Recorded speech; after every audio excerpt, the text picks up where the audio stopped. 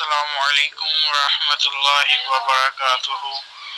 حافظ صاحب، میرا یہ سوال تھا کہ ہم پینٹ شرٹ جب پہنتے ہیں نماز پڑھتے ہیں تو اس میں کونی نا ننگی ہوتی ہے، تو اس میں نماز ہو جاتی ہے یا نہیں ہوتی؟